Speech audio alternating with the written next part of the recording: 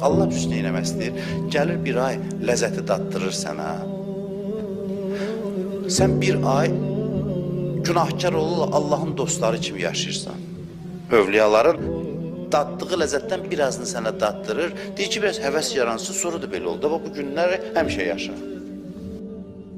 Və bir də hərdən Ramazan ayında baxın ətrafa, necə deyim sizə, adam nə gözləntisindədirsə, onu da bu ay adama verir.